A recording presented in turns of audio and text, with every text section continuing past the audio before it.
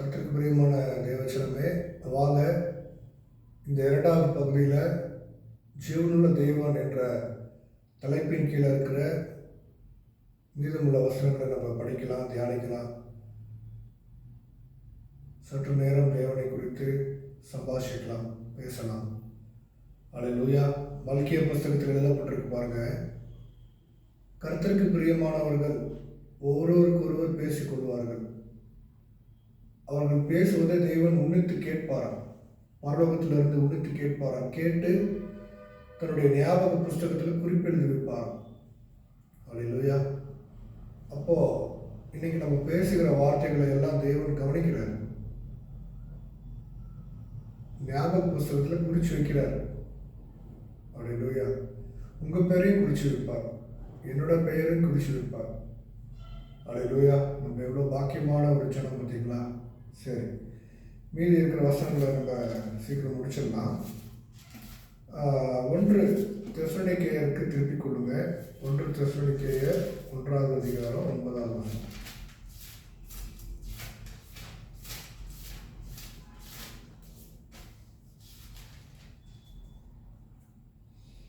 ஏனெனில் அவர்கள் தாமே எங்களை குறித்து உங்களிடத்தில் நாங்கள் அடைந்த பிரவேசம் இன்னதென்பதையும் ஜீவனுள்ள மெய்யான தேவனுக்கு ஊழியம் செய்வதற்கு நீங்கள் விக்கிரகங்களை விட்டு தேவனிடத்திற்கு மனம் திரும்பினதையும். அல்லேலூயா, ஸ்தோத்திரம்.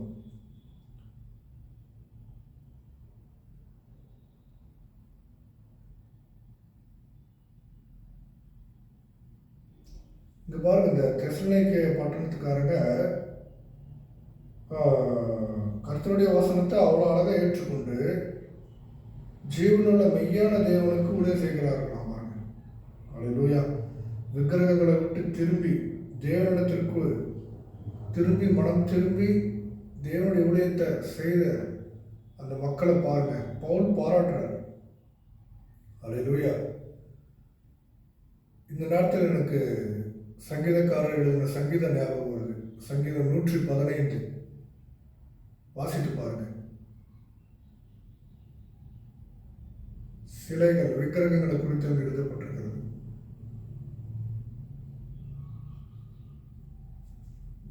சிலைகளுக்கு உயிர் இல்லை,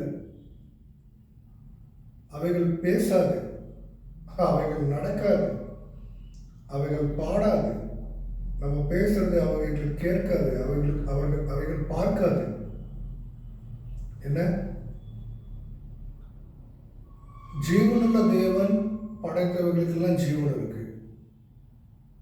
அப்போ மனுஷன் படைத்ததுக்கெல்லாம் ஜீவன் இருக்கா? இல்லை. அல்லேலூயா. அப்போ சிலைகளை அவங்க கடவுளா கும்பிட்டாங்க. யாரு? அந்த காலத்துல ஒரு சில குரூப் ஆஃப் பீப்புள். சங்கீதம் 115 நீங்கள் வாசிச்சு பார்த்தீங்கன்னா தெளிவாக தெரியும். பரிசுத்த பவுல் அழகாக சொல்லியிருப்பார், ஜீவனுள்ள தேவனுக்கு உருவம் கிடையாது, ரூபம் கிடையாது, அவர் ஒளியிலே வாசம் செய்கிற தேவன். அல்லேலூயா. கர்த்தர் நல்லவர். அப்போ ஜீவனுள்ள மெய்யான தேவனுக்கு, இங்க பாருங்க, மெய்யானங்கிற வார்த்தை ஆட் ஆகுது. மெய்யாகவே உண்மையாகவே ஒருத்தர் இருக்கிறாரு, அவர் ஜீவனுள்ள தேவன். அவருக்கு நம்ம என்ன பண்ணணும்? கீழ்ப்படியணும். அல்லேலூயா. அடுத்த வசனம்,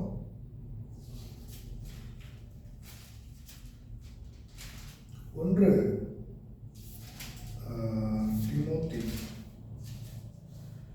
தீமோத்தேயு 3ஆம் அதிகாரம் 15வது வசனம்.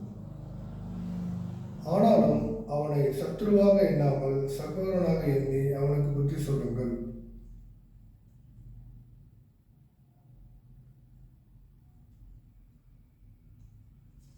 சரி,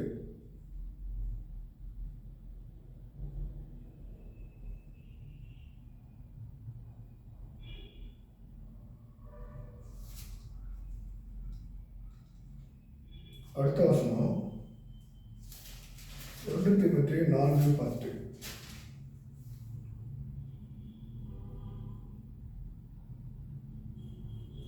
இது நிமித்தம் பிரயாசப்படுகிறோம், நிந்தையும் அடைகிறோம். ஏனெனில் எல்லா மனுஷருக்கும் விசேஷமாக விசுவாசிகளுக்கும் இரட்சகராகிய ஜீவனுள்ள தேவன் மேல் நம்பிக்கை வைத்திருக்கிறோம். அவர்களுடைய நம்பிக்கை யார் மேலே இருக்குன்னா, யாருடைய நம்பிக்கை? அப்போஸ்தலர்களாகிய பவுல் இல்லையா, அவருடைய உடன் ஊழியக்காரர்கள். இவர்களுடைய நம்பிக்கையெல்லாம் ஜீவனுள்ள தேவன் மேலே அவர்கள் வைத்திருக்கிறார்கள். அல்லேலூயா. இன்னைக்கு கூட நீங்கள் ஊழியக்காரர்களாக இருக்கலாம். ஒரு பாடுகளின் மத்தியில், கஷ்டத்தின் மத்தியில், வேதனையின் மத்தியில், பசி, பட்டினி, இல்லாமை, துன்பம், துயரம், துக்கம், இப்படிப்பட்ட சகலவிதமான பாடுகள் வழியில் நீங்கள் ஊழியம் செய்து கொண்டிருக்கிறீங்க அப்படின்னா கர்த்தருக்கு நன்றி சொல்லுங்கள். நீங்கள் பாக்கியவான்கள். அல்லேலூயா. ஜீவனுள்ள தேவனுடைய ஊழியக்காரர்கள் நீங்கள். அதுவே பெரிய பாக்கியம். அப்போ உங்கள் விசுவாசம் முழுவதும் ஜீவனுள்ள தேவன் மேலே வைங்க. அவர் உங்களை வழிநடத்துவார், போஷிப்பார். அல்லேலூயா. அல்லேலூயா. கர்த்தர் நல்லவர். பாடுகளை சகிக்கணும், வேதனைகளை சகிக்கணும். சகல பாடுகளை பாருங்க என்ன பண்றாரு பவுல் சந்திக்கிறார். கட்டுகள், அவமானங்கள், பசி, பட்டினி, நிர்வாணம், நாசமோசம் எல்லாத்தையும் கடந்து தான் வரார். அந்த எல்லாவற்றிலும் தேவன் அவரை பாதுகாத்து கொண்டே வரார். அல்லேலூயா. அடுத்த வசனம் 6:17. 1 தீமோத்தேயு 6:17. இவ்வுலகத்திலே ஐஸ்வர்யம் உள்ளவர்கள் இருமாப்பான சிந்தை உள்ளவர்களாக இராமலும், நிலையற்ற ஐஸ்வர்யத்தின் மேல் நம்பிக்கை வையாமலும், நாம் அனுபவிக்கிறதற்கு சகலவித நன்மைகளையும் நமக்கு சம்பூர்ணமாய் கொடுக்கிற ஜீவனுள்ள தேவன் மேல் நம்பிக்கை வைக்கவும். அல்லேலூயா. இங்க ஐஸ்வர்யவான்களுக்கு, கோடீஸ்வரர்களுக்கு, பணக்காரர்களுக்கு, இருமாப்புள்ள சிந்தை உள்ளவர்களுக்கு நிலையற்ற ஐஸ்வர்யத்தின் மேல நம்பிக்கை வைக்கக்கூடாதுன்றார். சகலவித நன்மைகளை நமக்கு எப்படி கொடுக்குறாரா தேவன்? சம்பூர்ணமாய் கொடுக்குறார். தேவன் கொடுத்தாருன்னா அது குறையே இருக்காதுங்க. குறை இல்லாம நிறைய கொடுக்குற தேவன். அப்போ அதை நம்ம நிறையாய் பெற்றுக்கொள்வதற்கு நம்ம பாத்திரவான்களா என்பதை நம்ம பார்க்கணும். நம்ம பாத்திரவான்களா இல்லை அப்படின்னா பாத்திரவான்களாய் மாறுவதற்கு, தகுதிப்படுவதற்கு என்னவோ அதை செய்யணும். உபவாசம் போட்டு ஜெபிக்கணும், வேதத்தை வாசிக்கணும், தியானிக்கணும், தேவனை துதிக்கணும், ஆராதிக்கணும், பரிசுத்த ஆவியானவரை வாஞ்சிக்கணும். சில விசுவாசிகள் என்ன பண்ணிடுறாங்கன்னா, யார் ஊழியக்காரங்க கூட, ஆனால் ஒரு விஷயம் நல்லா புரிஞ்சுக்கொள்ளணும் தேவஜனமே, தேவனால் தெரிந்து கொள்ளப்பட்ட ஊழியக்காரங்களை தேவன் சும்மாவே விட மாட்டார். அவங்க சும்மாவே உட்கார முடியாது. எந்திரி எந்திரி, ஓடு ஓடு ஓடு ஓடு ஓடுன்னுவார். அப்போ அதுக்கு பலன் இருக்கணுமே.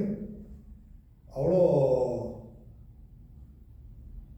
இயேசு கிறிஸ்துடைய வாழ்க்கையை பாருங்களேன். தேவனுடைய தற்சொரூபம் இல்லையா? அவர் பூர்ண அளவுள்ளவர். சாரோனின் ரோஜா, லீலி புஷ்பம். சாரோனின் ரோஜாவை நீங்க பாருங்க. இங்க நம்ம ஊர்ல விளையிற ரோஜா கிடையாதுங்க. சாரோனின் ரோஜா. அவரு இந்த ரோஸ் பெட்டல்ஸ் எல்லாம் எப்படி இருக்கு, அந்த இதழ்கள் நல்லா பிங்க் கலர்ல சக்கச்சவேன்னு தொட்டு இப்படி அமுத்துனீங்கன்னா அது என்ன ஆயிடும்னா அப்படியே இதாகிடும். அந்த பூ பிஞ்சிடும். அவ்வளோ சாஃப்டாக, அவ்வளோ மெல்ட்டியாக இருக்கும். ஒரு மாதிரி மிருதுவாக இருக்கும். அப்படிதான் இயேசு கிறிஸ்து. அவருடைய கண்ணங்கள், அவருடைய முகம், அவருடைய சரீரம் மென்மையானது, ஒரு ரொம்ப அழகானவங்க. இயேசு கிறிஸ்துவ இப்போ யாராவது நேரில் பார்த்தீங்கன்னா, சரீரத்தோட மனுஷனா ரூபத்தில் அவர் வந்தார்னா, ஐயோ எந்த ஒரு ஹாலிவுட் ஸ்டாரும் பாலிவுட் ஸ்டாரும் அவர் பக்கத்தில் நிற்க முடியாது. பூரண அழகுள்ளவர், 16,000 சிறந்தவர். அவருடைய அழகை சொல்ல வார்த்தை இல்லை. உன்னத பாட்டு படிங்க. உன்னத பாட்டில் பாருங்க, அந்த கவிஞர் வர்ணிக்கிறார். நான்லாம் இப்போ அவரை நேரில் பார்த்தோன்னா விடவே மாட்டேன், கட்டி பிடிச்சிக்கிட்டு அவர் கூடவே இருக்கணும்னு தான் சொல்லுவேன். அப்போ அவ்வளோ அழகானவருங்க இயேசு கிறிஸ்து. அல்லேலூயா. இப்போ பூமியில் வாழும்போது நம்ம நிலநாட்டமாக பார்க்குறோம், பப்பும் மந்தாரமுமா பார்க்குறோம். ஆனால் உலகத்தை ஜெயித்த பிறகு நித்திய ஜீவனோடு நம்ம நித்திய ஜீவனுக்குள்ள பிரவேசிக்கும் போது கர்த்தராக இயேசு கிறிஸ்துவை முகமுகமாய் பார்ப்போம். அல்லேலூயா. அந்த நம்பிக்கை உங்களுக்கு இருக்குதா? அதற்காக தானே ஓடுறோம், அதற்காக தானே இவ்வளவு பாடுகள். இயேசு கிறிஸ்துவ முகமுகமாய் பார்த்து அவருடைய ராஜ்யத்துக்கு கீழே நம்ம வாழ்வதற்கு தானே இவ்வளோ ஓடிக்கிட்டு இருக்கிறோம். அவரும் இவ்வளோ எதுக்காக அவரும் பாடுபடுறாரு. இன்னைக்கு கூட அவர் ஆணி பாய்ந்த அந்த கரத்தோட, அந்த ஆணி பாய்ந்த கரத்தோட மற்றும் வாங்கின சவுக்கடிகள் 40ற்கு 1 குறை 39 அடி. அந்த பேஷன் ஆஃப் த கிரைஸ்ட் ஒரு படம் பாருங்க, மெல் கிப்சன் எடுத்திருக்கிறாரு. அது நான் சின்ன பையன் அப்போ 2003 2004 அப்போ ரிலீஸ் ஆச்சு அந்த படம். அந்த படத்தை பார்க்கும்போது ஃபர்ஸ்டெல்லாம் பார்க்கவே முடியல. அந்த அந்த இதில் சாட்டையில் அந்த அந்த என்ன சொல்கிறது எனக்கு தெரியல, சின்ன சின்ன ஊக்கு, சின்ன சின்ன கொக்கிங்க இருக்குது. அது அந்த படத்திலே காட்டுவாங்க ஒரு காட்சியில். இப்படி அந்த போர் சேவகன் இப்படின்னு வரும், அது போய் அந்த மரத்தில் பட்டு அப்படியே அந்த மரத்தை பிடிச்சிக்கும் கப்புன்னு இழுத்தாருன்னா அந்த அப்படி மரம் வந்து பிச்சுக்கிட்டு வரும். அப்பா, அப்போது இயேசு சுவாமியை, இயேசு ஆண்டவரை, அவ்வளோ அழகான ஒரு தெய்வனுடைய குழந்தைய, அவருடைய அழகை பார்த்தாவே அவரை அடிக்கணும் துன்புறுத்தணுன்னே மனசு வராது. ஆனாலும் அவரை வந்து அடித்து துன்புறுத்தி கொன்று சிலுவையில் ஏற்றி அவருடைய ரத்தம் எல்லாம் சிந்தி கடைசி சொட்டு ரத்தம் வரைக்கும் பூமியில் சிந்தப்பட்டதுன்னு சொல்லப்பட்டிருக்குங்க. இந்த நேஷ்னல் ஜியோகிராஃபி சேனலில் ஒரு டாக்குமெண்ட்ரி ஒன்று பார்த்தேன். அப்புறம் ஹிஸ்ட்ரி சேனல் ஒரு சேனல் இருக்குது, அதில் கூட ஒரு டாக்குமெண்ட்ரி.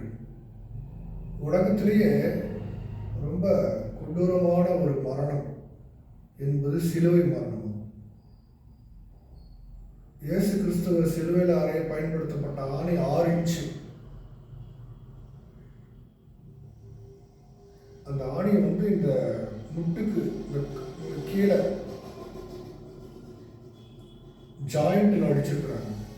இந்த பக்கம் அடித்த ஆணி அந்த பக்கம், அந்த Mel Gibson Passion of the Christ பாருங்க, அந்த படத்தில் எப்படி காட்டப்பட்டிருக்குதோ அப்படிதான் தேவனை இயேசு கிறிஸ்து சித்திரவதை பண்ணி கொண்டாங்க.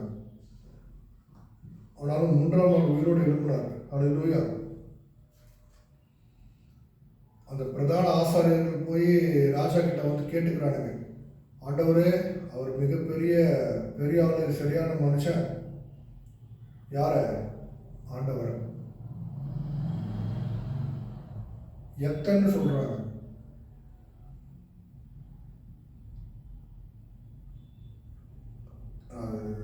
இங்க தப்பிச்சு போயிட போறாரு, அவர் பாடி வைக்கிற கல்லறைக்கு நீங்க காவல் போடுங்கன்னு சொல்லிட்டு ரோம சேவகர்களை கூட்டிட்டு வந்து காவலுக்கு வைக்கிறானுங்க. யாரு? பிரதான ஆசாரியர்கள். அண்ணா, காய்வா இவனுங்கெல்லாம். ஆனாலும் 3ஆம் நாள் சொன்னபடியே உயிரோடு எழுந்து வந்தாரா இல்லையா? அந்த சேவகர்களுக்கெல்லாம் அந்த இடி முழக்க சத்தம் அவர் உயிரோடு எழும்பும்போது அவனுக்கெல்லாம் நிற்க முடியல. அதிரி புதிரி பின்னங்கால புடனையில் போடுற அளவுக்கு குச்சி ஓட்டானுங்க. ஒருத்தம் கூட அங்கே நிற்கல. அல்லேலூயா. செய்தி கேட்ட உடனே பேதுரு மூச்சு எடுக்க ஓடி வந்து பார்க்குறாரு உள்ள. அங்கே ஆண்டவர் இல்லை. ஸ்திரீகள் வந்து பார்க்குறாங்க. வந்து பார்த்துட்டு ஐயையோ ஆண்டவரை காணுமே, ஆண்டவரை காணுமே, யாரோ தூக்கிட்டு போயிட்டாங்கன்னு கதறாங்க. அப்புறம் தோட்டக்காரரை போல நிற்கிறாரு. அல்லேலூயா. அப்போ அதே தேவன் இன்னைக்கு உயிரோடு இருக்கிறார்.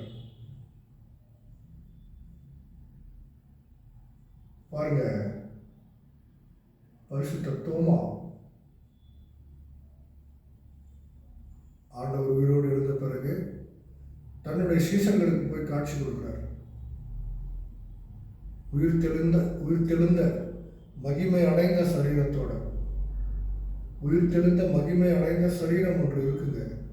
அந்த சரீரத்தை நம்ம அடையணும் அப்படிங்கிறது தான் இயேசு கிறிஸ்துவனுடைய நோக்கம். அதுக்காக தான் அவர் பாடுபடுறார். பாவத்தை எல்லாம் வெறுத்து தள்ளனாதான் அந்த மகிமையான பரிசுத்த சரீரத்தை நம்ம பெற்றுக்கொள்ள முடியும். அந்த சரீரத்தில் பாருங்க பாவம் இல்லை. அந்த சரீரத்தில் பாருங்க ஃபில்தி அழுக்கு இல்லை, துக்கம் இல்லை, துயரம் இல்லை, கோபம் இல்லை, எரிச்சல் இல்லை, பலவீனம் இல்லை, பசி இல்லை, பட்டினி இல்லை, தாகம் இல்லை, மீண்டும் மரணம் இல்லைங்க. மெயினா இந்த சரீரத்துக்கு மரணம் இருக்கு. மகிமை அடைந்த சரீரத்துக்கு மரணம் இருக்கா? இல்லை. அதுதான் அந்த சரீரத்தை நம்ம பெற்றுக்கொள்ளணும் என்பதுதான் இயேசு கிறிஸ்துவுடைய சித்தம். அல்லேலூயா, அல்லேலூயா. இந்த சரீரத்தில் இருக்கிற உடம்புல இருக்கிற ரத்தத்தை எல்லாம் பூமியில் சிந்திட்டார் ஆண்டவர். அப்போ வெறும் ரத்தமே இல்லாத சதையும் எலும்பு உள்ள சரீரத்தோட சீஷர்களுக்கு காட்சி கொடுக்கிறார்.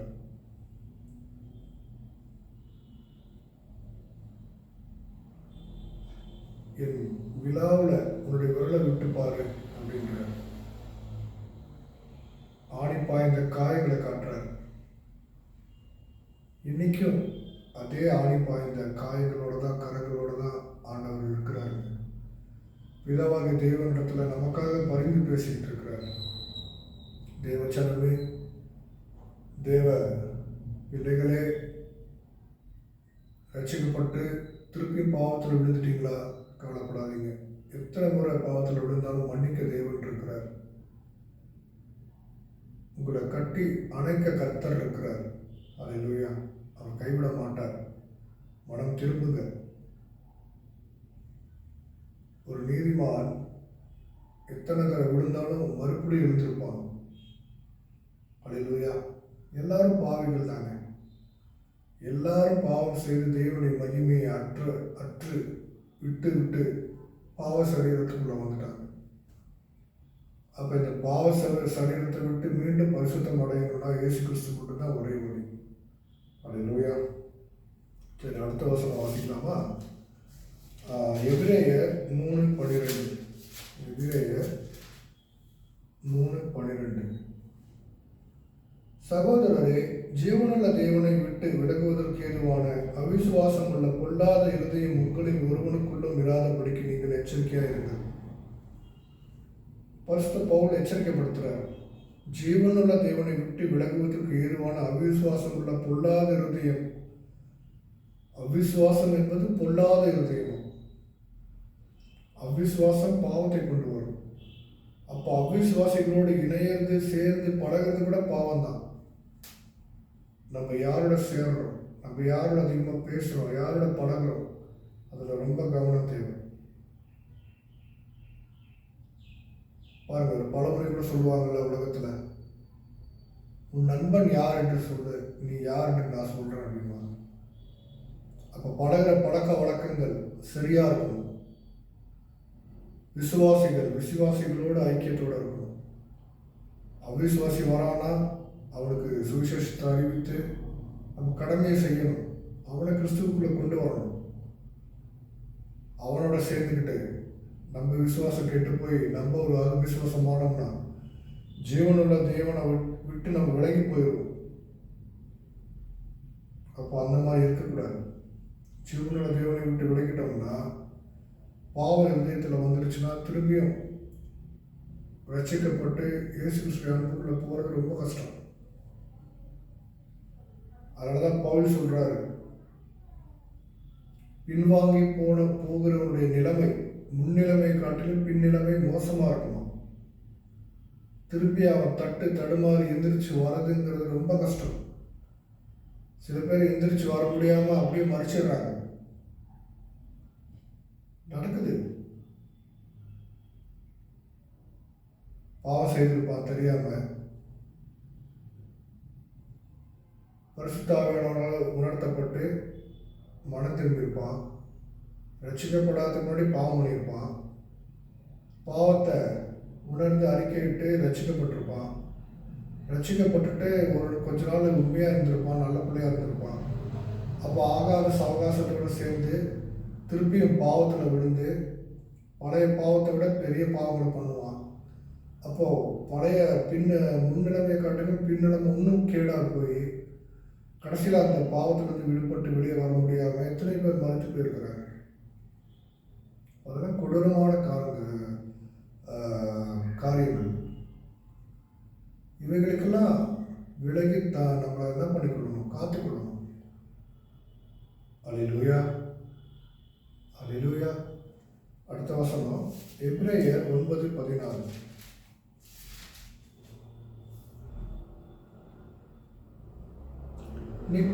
நித்திய ஆவியினாலே தம்மை தாமே பழுதற்ற பலியாக தேவனுக்கு ஒப்புக் கொடுத்த கிறிஸ்துவனுடைய ரத்தம் ஜீவனுள்ள தேவனுக்கு ஊழியம் செய்வதற்கு உங்கள் மனசாட்சியை சத்த கிரியைகளாக சுத்திகரிப்பது எவ்வளவு நிச்சயம்.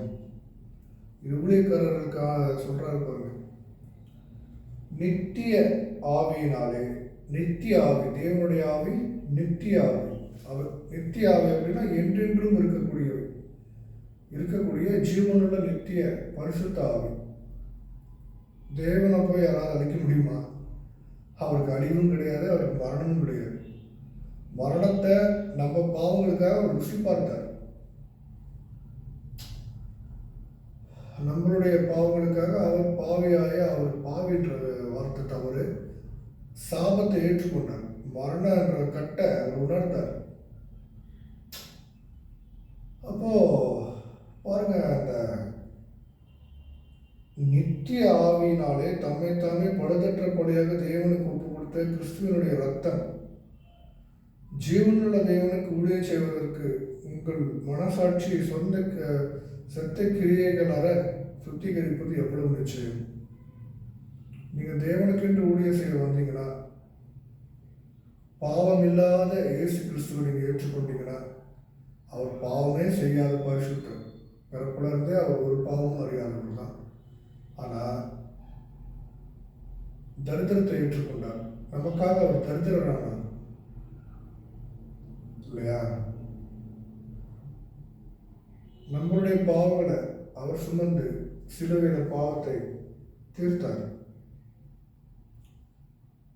அப்போ நம்ம ஊழியம் செய்யணும் அப்படின்னா, ஜீவனுள்ள தேவனுக்கு ஊழியம் செய்வதற்கு நம்ம செத்த கிரியைகள் இருக்குல்ல, இந்த நம்மளுடைய மானுஷ கிரியைகளை இயேசு கிறிஸ்து ரத்தத்தினால கழுவணும். அல்லேலூயா. அப்போதான் தேவனுடைய ஊழியத்தை, ஜீவனுள்ள தேவனுடைய ஊழியத்தை செய்யறதுக்கு நம்ம பாத்திரவான்களாய் மாற முடியும். அடுத்து எபிரேயர் 10:31. ஜீவனுள்ள தேவனுடைய கைகளில் விழுகிறது பயங்கரமா இருக்குமே. அல்லேலூயா.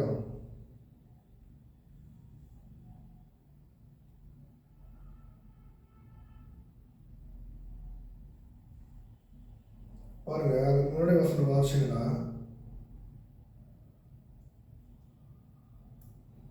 தேவனுடைய குமாரனை காலின் கீழ் மிதித்து தன்னை பரிசுத்தம் செய்த உடன்படிக்கையின் இரத்தத்தை அசுத்தம் என்றெண்ணி கிருபையின் ஆவியை நெத்திக்கிறவன் எவ்வளவு கொடிதான ஆக்கினைக்கு பாத்திரவனாயிருப்பான் என்பதை யோசித்து பாருங்கள்.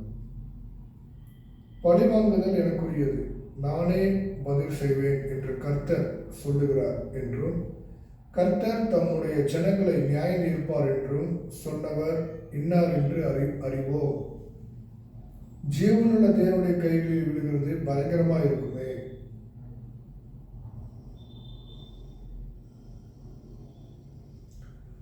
நம்ம ஆண்டவராகிய இயேசு கிறிஸ்து மறுதளிக்கிறவங்க, இயேசு கிறிஸ்துடைய ரத்தத்தை அற்பமா நினைக்கிறவங்க, இயேசு கிறிஸ்துடைய பந்தியில பாருங்க அசுத்தமாய் பந்திய அனுசரிக்கிறவங்க, இயேசு கிறிஸ்துவ கீழ்த்தரமா நினைக்கிறவங்க,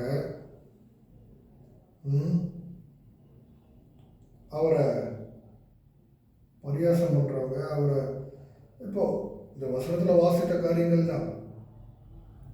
இப்படிப்பட்ட ஆட்களுக்கெல்லாம் அவங்கெல்லாம் தேவனுடைய கைகளில் விழுந்தாங்கன்னா, சிக்கினாங்கன்னா, பிசாசு கையில் சிக்கினா கூட தேவன் காப்பாற்றிடுவார். மனுஷன் கையில் விழுந்தா மனுஷன் மூலியமா காப்பாற்றப்படலாம், இல்லை தேவன் மூலியமா காப்பாற்றப்படலாம்.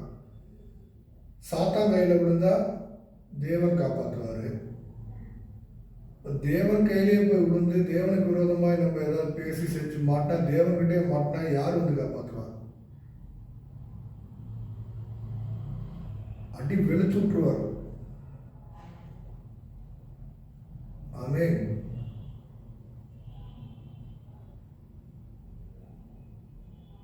ஆக தேவசனமே, இயேசு கிறிஸ்து எவ்வளவுக்கு எவ்வளவு பரிசுத்தமான அன்பானவரோ அதே அளவுக்கு கோபக்காரரும் அவர் கோபம் வந்தா குமாரன் கோபம் கொள்ளாமலும் என்ன அவரை முத்தம் செய்யுங்கள் வசனம் இருக்குது. அவரை முத்தம் செய்யுங்கள்னா எங்கே போய் பார்த்து அவருக்கு நம்ம முத்தம் செய்ய முடியும்? அது எப்படின்னா அவருடைய வார்த்தைக்கு அழகாக நம்ம கீழ்ப்படிந்து வாழும்போது தான் அவருக்கு பிரியமாக இருக்கணுங்கிறது தான் அதுக்கான அர்த்தம். குமாரனுக்கும் கோபம் வரும். நீடிய பொறுமை உள்ளவர். இது சாட்டை எடுத்தாருன்னா வெளுத்து விட்டுருவார். அந்த ஆலயத்தில் தேவாலயத்தில் குருவி விற்கிறவன் புறா விற்கிறவனை பார்த்து அப்படிதான் பண்ணாரு. இது தேவன் வாசம் செய்கிற ஜெப வீடு, இதை கல்லர் குகையாக்குறீங்களா அப்படின்னு சொல்லி வெளுத்து விட்டார் பாருங்க. அதே மாதிரிதான் நம்ம சரீரம் பாவத்துக்கு அதிகமாக ஒப்பு கொடுத்து இப்படியே செஞ்சு பாவம் பண்ணிக்கிட்டே இருந்தால் சரீரத்தை மரணத்துக்கு ஒப்பு கொடுத்துருவார். அல்லேலூயா. அப்போ நம்ம சரீரமாகிய தேவனுடைய ஆலயத்தை, தேவனுடைய வீட்டை பரிசுத்தமாய் பாதுகாத்துக் கொள்ளணும். அல்லேலூயா. அடுத்த வசனம் எபிரேயர் 12:22.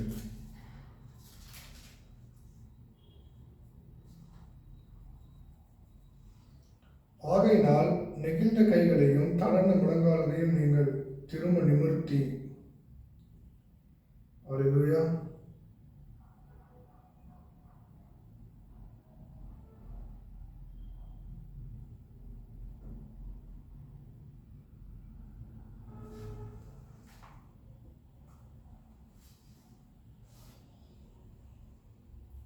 நீங்களோ சியோன் மலையிடத்திற்கும் ஜீவனுள்ள தேவனுடைய நகரமாகிய பரம எருசலேமிடத்திற்கும் 1000-16,000 தூதர்களிடத்திற்கும் பரலோகத்தில் பேரெழுதியிருக்கிற முதற் பேரானவர்களின் சர்வ சங்கமாகிய சபையினிடத்திற்கும் யாவருக்கும் நியாயாதிபதியாகிய தேவனிடத்திற்கும் பூர்ணராக்கப்பட்ட நீதிமான்களுடைய ஆவிகளிடத்திற்கும் புது உடன்படிக்கையின் மத்தியஸ்தராகிய இயேசு கிறிஸ்துவுக்கும் ஆபேலினுடைய ரத்தம் பேசினதை பார்க்கிலும் நன்மையானவைகளை பேசுகிற ரத்தமாகிய தெளிக்கப்படும் ரத்தத்தின் இடத்திற்கு வந்து சேர்ந்தீர்கள். அல்லேலூயா. எவ்வளோ பெரிய விளக்கத்தை கொடுக்குறாரு பாருங்க அப்போஸ்தலன் பவுல்.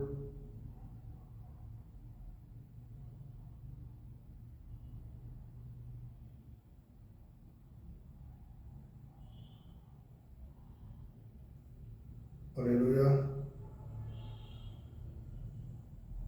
அப்போ ரட்சிக்கப்படுகிறவர்கள் எங்க போய் சேர்றாங்க பாருங்க.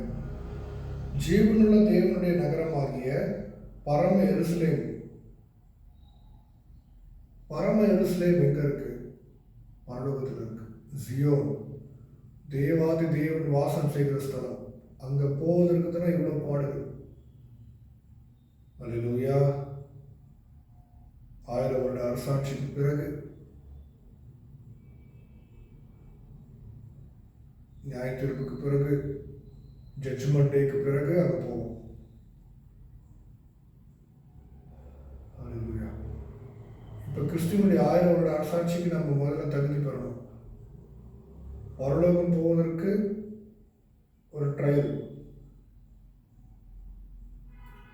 1000 வருட அரசாட்சி, இயேசு கிறிஸ்துவனுடைய 1000 வருட அரசாட்சிக்கு கூட ஒரு ஃபில்டர் நடக்குதுங்க. ஒரு பங்கு கூட்டத்தை பிசாசு கடைசியில கட்டவிழ்க்கப்பட்டு வர பிசாசு கூட்டிட்டு போயிடுறான். அவன் அங்க கூட அடக்கிறது இல்லை. பொல்லாதவன் 1000 வருடங்கள் இயேசு கிறிஸ்துடைய ஆட்சி காலத்துல பிசாசு இருக்காது. தேவன் அவனை பிடிச்சி சங்கிலியில கட்டி வச்சிருவார். ஆனா கூட 1000 வருட அரசாட்சி இறுதியில கட்டவிழ்க்கப்படுவான். அப்போ ஒரு கூட்ட ஜனங்களை, 1000 வருட அரசாட்சியில் இருக்கிற ஜனங்களையும் வஞ்சித்து கூட்டிட்டு போறான் பாருங்க. அதுல ஃபில்டராய், அதுலேயும் உண்மையாய், உத்தமமாய், நீதியாய் இருக்கிறவர்களுக்கு தான் பரலோகம் நித்திய ஜீவன். நித்திய ஜீவன். அல்லேலூயா. அப்போ நித்திய ஜீவன் என்பது எவ்வளவு ஒரு சாதாரண விஷயம் கிடையாது. ரொம்ப அசாதாரணமான கடினமான ஒரு காரியம். 1000 வருட அரசாட்சி இந்த பூமியில தான் நடக்க போகுது. ஏசாயா தீர்க்கதரிசன புஸ்தகத்தில் வாசிச்சு பாருங்க. அல்லேலூயா. ஏசாயா தீர்க்கதரிசி எழுதி வச்சிருக்கிறார். வீடுகளை கட்டி, திராட்சை தோட்டங்களை நாட்டி, ஜனங்கள்லாம் சந்தோஷமா வாழ்வாங்கன்னு சொல்லப்பட்டிருக்கிறது. அல்லேலூயா. அதுதான் தெய்வ குமாரனுடைய 1000 வருட அரசாட்சி. அந்த 1000 வருட அரசாட்சி குறித்து நிறைய காரியங்கள் இருக்கு. அது ஒரு சீரியஸா நான் உங்களோட பேசலாம்னு ஆசைப்படுறேன். அடுத்தடுத்த தலைப்புகளில் 1000 வருட அரசாட்சி குறித்து நம்ம பேசுவோம், நிச்சயமாக பேசுவோம். அல்லேலூயா. அதற்கு கர்த்தர் தாமே உதவி செய்வாராக. வாங்க அடுத்த வசனம் 1 பேதுரு 3:4.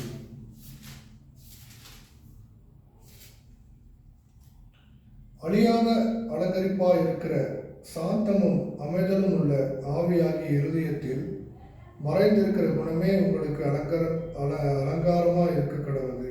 அதுவே தேவனுடைய பார்வையில் விலையேற பெற்றது. அல்லேலூயா. அப்போ ஜீவனுள்ள தேவனுடைய பார்வையில நம்ம எப்படி இருக்கணும்னா,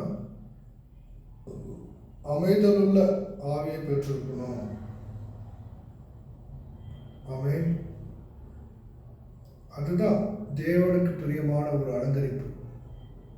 நம்ம ஆவி, நம்ம பேச்சு, நம்ம நடவடிக்கை, நம்மளுடைய செயல்கள் எல்லாம் கைண்டா, ப்ளீசபிளா, டெண்டரா இருக்கணும். ஆமென். இலகுவா, இனிமையா இருக்கணும். அதுதான் தேவன் விரும்புகிறார். அல்லேலூயா. சாந்த குணத்தை தேவன் ரொம்ப விரும்புகிறார். ஜீவனோட தேவன் சாந்த குணமா இருக்கிறவர்கள் பாக்கியவான்கள் என்று சொல்லப்பட்டிருக்கிறது இல்லையா? அல்லேலூயா. அடுத்த வசனம் பாருங்க. வெளிப்படுத்தல் 7:2.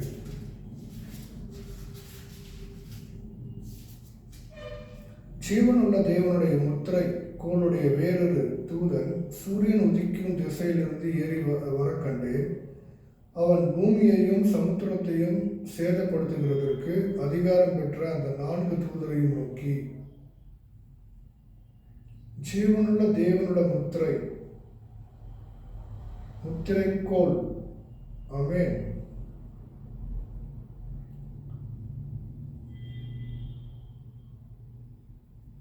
இங்க பாருங்க, தேவனுடைய தூதர்களை வைத்து வெளிப்படுத்தல் விசேஷ புஸ்தகத்தில் நிறைய காரியங்களை கர்த்தராகிய இயேசு கிறிஸ்து செய்கிறார். தேவன் இயேசு கிறிஸ்து மூலியமாய் கட்டளை கொடுத்து தூதர்களை கொண்டு செய்கிறார். அப்போ இந்த இடத்துலலாம் ஜீவனுள்ள தேவன் என்ற வார்த்தை வருகிறத நம்ம பார்க்கலாம். அல்லேலூயா. ஜீவனுள்ள தேவனுடைய தூதர்கள் தான் நம்மளை பாதுகாக்கிறவர்கள், நம்மளை பராமரிக்கிறவர்கள். அல்லேலூயா. அடுத்த வசனம், கடைசியாக நம்ம இந்த வசனத்தை வாசித்து இந்த செய்தியை நம்ம எல்லோரும் நிறைவு செய்து கொள்ளலாம். கர்த்தர் உங்களை ஆசீர்வதிப்பாராக. வெளிப்படுத்தல் விசேஷம் 17வது வசனம், 7வது அதிகாரம் 17வது வசனம். சிங்காசனத்தின் மத்தியில் இருக்கிற ஆட்டுக்குட்டியானவரே இவர்களை மேய்த்து இவர்களை ஜீவ தண்ணீர் உள்ள ஊற்றண்டைகளுக்கு நடத்துவார். தேவன் தாமே இவர்களுடைய கண்ணீர் யாவையும் துடைப்பார் என்றான். அல்லேலூயா.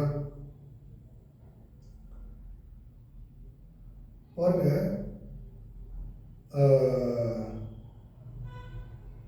சாத்தானுடைய 7 வருட கொடுமையான காலகட்டம் வரும்னு சொல்லி தானியேல் தீர்க்கதரிசன புஸ்தகத்தில் எழுதப்பட்டிருக்கிறது.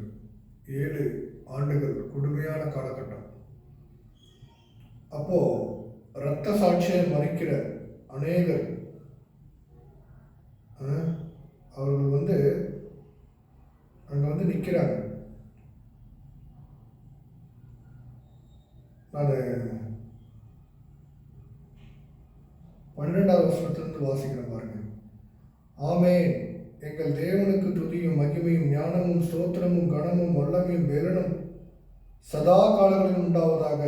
ஆமென் என்றார்கள். அப்பொழுது மூப்பர்களில் ஒருவன் என்னை நோக்கி, வெள்ளை அங்கிகளை தரித்திருக்கிற இவர்கள் யார்? எங்கே இருந்து வந்தார்கள் என்று கேட்டான். அதற்கு நான், ஆண்டவனே, அது உமக்கே தெரியும் என்றேன். அப்பொழுது அவன், இவர்கள் மிகுந்த உபத்திரவத்தில் இருந்து வந்தவர்கள். இவர்கள் தங்கள் அங்கிகளை ஆட்டுக்குட்டியானவருடைய இரத்தத்திலே தோய்த்து வெளுத்தவர்கள் ஆனபடியால் இவர்கள் தேவனுடைய சிங்காசனத்திற்கு முன்பாக இருந்து இரவும் பகலும் அவருடைய ஆலயத்திலே அவரை சேவிக்கிறார்கள். சிங்காசனத்தின் மேல் வீற்றிருக்கிறவர் இவர்களுக்குள்ளே வாசமாயிருப்பார். இவர்கள் இனி பசி அடைவதும் இல்லை, இனி தாகம் அடைவதும் இல்லை, வெயிலாவதும் உஷ்ணமாவதும் இவர்கள் மேல் படுவதும் இல்லை. சிங்காசனத்தின் மத்தியில் இருக்கிற ஆட்டுக்குட்டியானவரே இவர்களை மேய்த்து இவர்களை ஜீவ தண்ணீர் உள்ள ஊற்றண்டைக்கு நடத்துவார். தேவன் தாமே இவர்களுடைய கண்ணீர் யாவையும் துடைப்பார். தேவனுக்கு பிரியமான தேவஜானமே, பாருங்க, வாசித்த வசனத்துல மகா உபத்திரவ காலத்துல இல்லையா, கொடுமையான காலகட்டங்கள் வரப்போகுது. ஆரம்பிச்சிருச்சு ஆல்ரெடி. அந்தி கிறிஸ்துவனுடைய ஆட்சி சீக்கிரமாய் வரப்போகுது. அப்போ அதற்கு முன்பாக அந்த கொடுமையான காலகட்டத்திலிருந்து எப்படி தப்பிப்பது?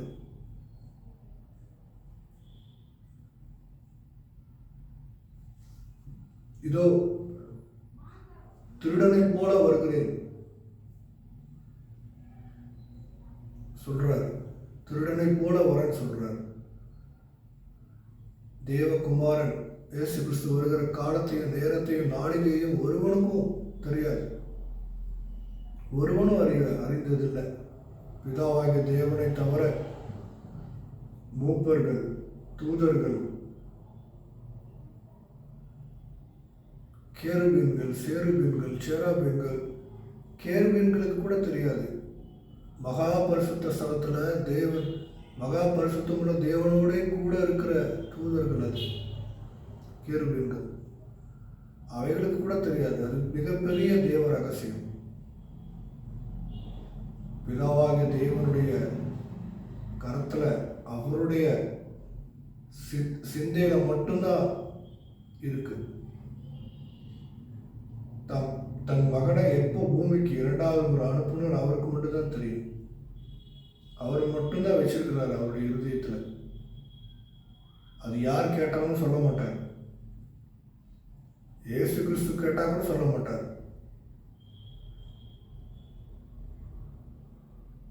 ஏன்னா இயேசு கிறிஸ்து எப்படின்னு அவர் எப்படி தெரியுமா?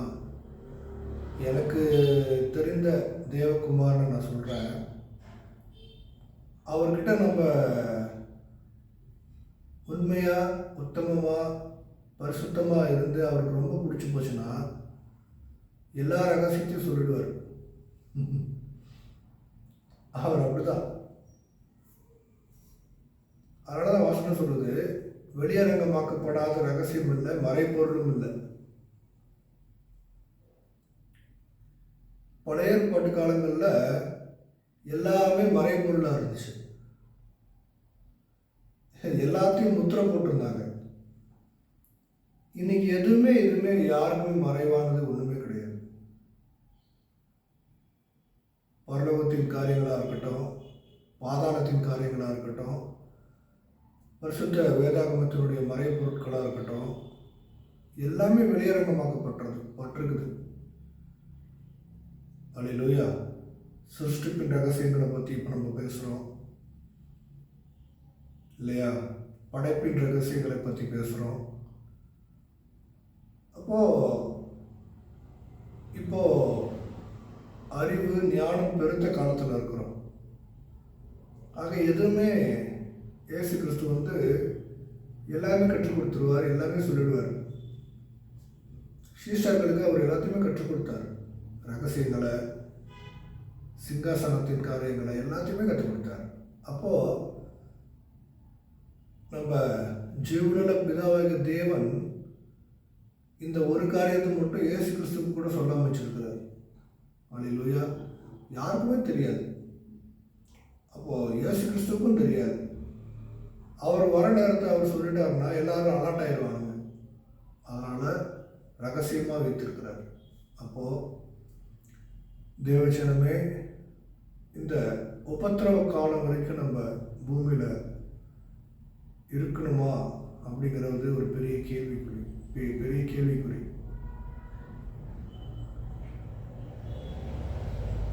உபத்திரவ காலத்திற்கு முன்பாக கர்த்தராகிய இயேசு கிறிஸ்துவுடைய ரகசிய வருகையில் கர்த்தருக்கு பிரியமாய் நம்ம வாழ்ந்தோம் அப்படின்னா உபத்திரவத்தை பார்க்காம எடுத்துக்கொள்ளப்படுவோம். அல்லேலூயா. அப்போ அந்த ரகசிய வருகைக்கு நம்மளை தகுதியுள்ளவர்களாய் நம்ம மாற்றிக்கொள்றதுக்கு நம்மளே தகுதிப்படுத்திக் கொள்ளணும். உலக பிரகாரமான காரியங்களுக்கு இடம் கொடாமல், நம்மை நாம் தீட்டுப்படுத்திக் கொள்ளாமல், ஆவியாத்மா சரீரத்தை காத்துக்கொண்டு ஆமென் பரிசுத்தமாய் வாழ்ந்தாலே ஒழிய ரகசிய வருகையில எடுத்துக்கொள்ளப்படுவதற்கான வாய்ப்பே கிடையாது. தெசலோனிக்கேயர்ல வாசிக்கிறோம் இல்லையா? அப்போ நம்ம அந்த உபத்திரவத்திற்கு தப்பணும் அப்படின்னா உபத்திரவத்துக்கு முன்பாகவே எடுத்துக்கொள்ளப்படணும்னா பரிசுத்தமாய் வாழணும். அப்படி கைவிடப்பட்டோம்னா உபத்திரவத்திற்குள்ள போய் தான் இரத்த சாட்சியாய் மறித்து தான் ஆட்டுக்குட்டியானவருடைய இரத்தத்தினால் கழுவப்பட்டு தான் அங்கே போய் நிற்போம். அல்லேலூயா. அப்போ முடிவு நம்ம கையில் தான் இருக்கு. வெளிப்படுத்தல் 13வது அதிகாரத்தில் சொல்லப்பட்ட காரியங்கள் எல்லாமே நடக்குது. அந்திகிறிஸ்துடைய முத்திரை, அந்திகிறிஸ்துடைய ஆட்சி சீக்கிரமாய் வரப்போகுது. One world one order. காலங்காலமாக கர்த்தருடைய ஊழியக்காரர்கள், தீர்க்கதரிசிகள் எல்லாரும் பேசிட்டு இருக்கிறாங்க அந்த காரியத்தை குறித்து. 3ஆம் உலக போருக்கு பூமி ஆகிக்கிட்டு இருக்குது. எப்போ வேண்டுமானாலும் உலக போர் வரும். கொள்ளை நோய்களும் பூமி அதிர்ச்சிகளும், இனத்துக்கு விரோதமாய் இனமும், ராஜ்யத்துக்கு விரோதமாய் ராஜ்யமும், போர்களும் யுத்தங்களும்.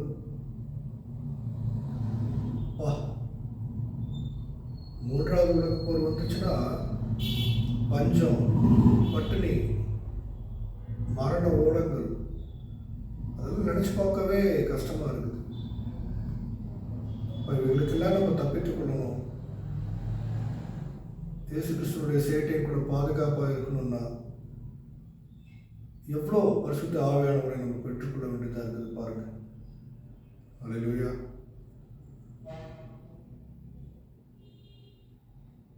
ஆக தேவச்சனமே, ஜீவனுள்ள மெய்யான தேவனை நீங்கள் இருதயத்தில் இன்னைக்கு ஏற்றுக்கொண்டு அவருக்காக உங்களுடைய வாழ்க்கையை அர்ப்பணித்து அவருக்கு பிரியமாய் இருக்க ஒரு தீர்மானத்தை எடுங்க. அல்லேலூயா. கர்த்தர் தாமே உங்கள் அனைவரோடு கூட இருப்பாராக.